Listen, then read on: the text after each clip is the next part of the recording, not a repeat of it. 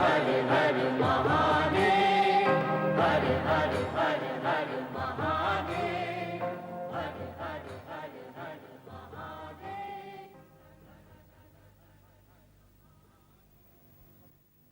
ओम नमः शिवाय। ओम नमः शिवाय।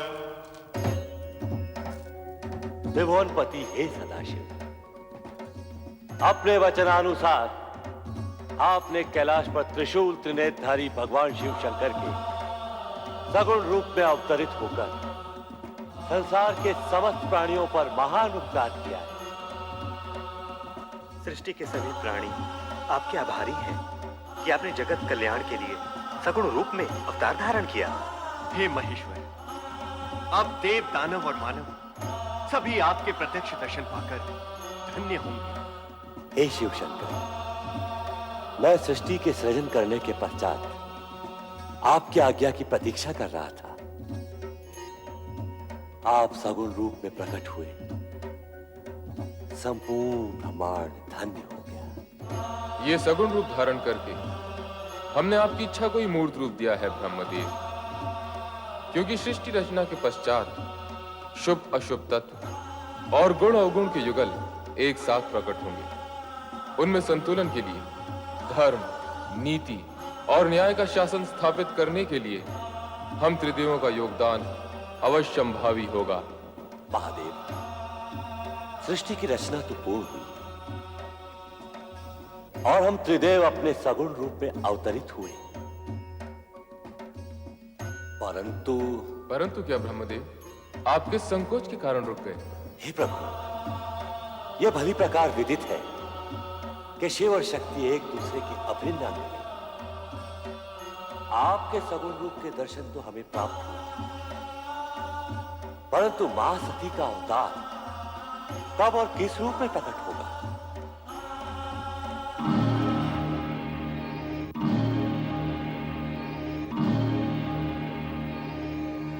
हमारी उत्सुकता शांत कीजिए विश्वेश्वर। नारायण नारायण, शिवशंकर के इस मौन में कोई रहस्य छुपा है प्रभु। रहस्य यही कि आपको इसके लिए प्रतीक्षा करनी होगी। प्रतीक्षा? प्रतीक्षा क्यों प्रभु? क्योंकि शक्ति का नारी अवतार तो मनुष्यों की भांति माता पिता के माध्यम से ही हो सकता है। जिस प्रकार आप अयोनिज अजन्मा प्रकट हुए हैं, उसी प्रकार शक्ति प्रकट नहीं हो सकती, क्योंकि ऐसा होना सृष्टि के नियमों और प्रकृति के विधान के अनुसार निश्चित हो चुका है। नारायण नारायण, तब तो आप ही को बताना होगा महेश्वर कि शक्ति के नारी अवतार के माता पिता कौन होंगे। दक्ष प्रजापति शक्ति के नारी अवतार के पिता होंगे और उनकी धर्मपत्नी देवी वीरनी उनकी माता का पद प्राप्त करेंगी। नारायण नारायण, मेरा मानस पुत्र दक्ष शक्ति अवतार का पिता होगा? आश्चर्य है प्रभु। इसमें आश्चर्य कैसा ब्रह्मदेव?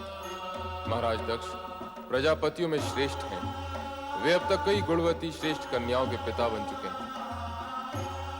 वे ही शक्ति के नारी अवतार के पिता बनने के सर्वथा योग्य हैं। जैसे आप क्या कहते?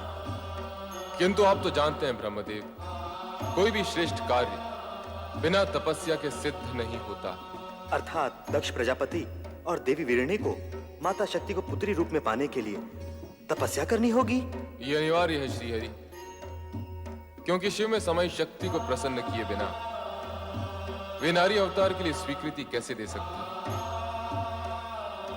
परमपिता ब्रह्मदेव, दक्ष प्रजापति को इस तपस्या के लिए आप ही को प्रेरित करना होगा। मैं ये पावन कार्य अवश्य करूंगा महादेव। अब हमें आज्ञा दीजिए देवादिदेव, समय समय पर हम आपके दर्शन करते रहें।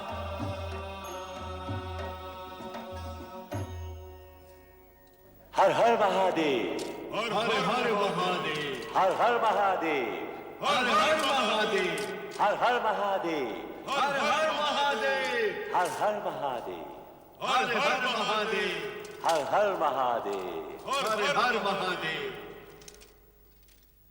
एक और त्रिदेव दक्ष प्रजापति की भावी पुत्री और शक्ति के नारी अवतार की चर्चा में निमग्न थे, तो दूसरी ओर दक्ष की अनेक युवा पुत्रियों में से एक अति सुंदर पवन सी चंचल, ओस सी कोमल और बहते जल सी थिरकती हुई रति पर पुष्पधनवा कामदेव मुक्त हो चुके थे।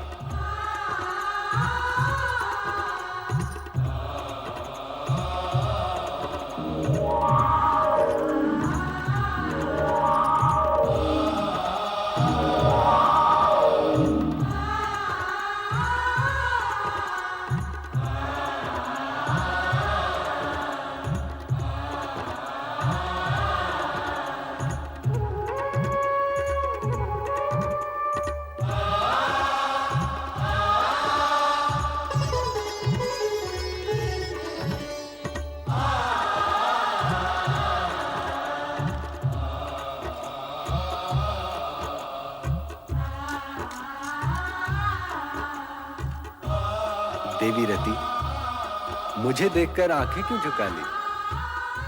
यूं ही। तुम यहाँ मेरी ही प्रतीक्षा कर रही थी ना?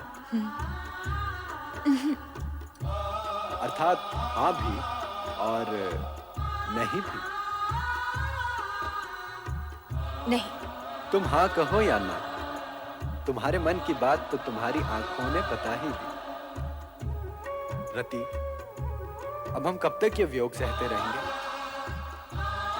मैं क्या जानूं? जानता तो मैं भी नहीं, परंतु इस बात का विश्वास है कि अब तुम अधिक देर मुझसे दूर नहीं रह सकती। रति और कामदेव का मिलन अब अनिवार्य है।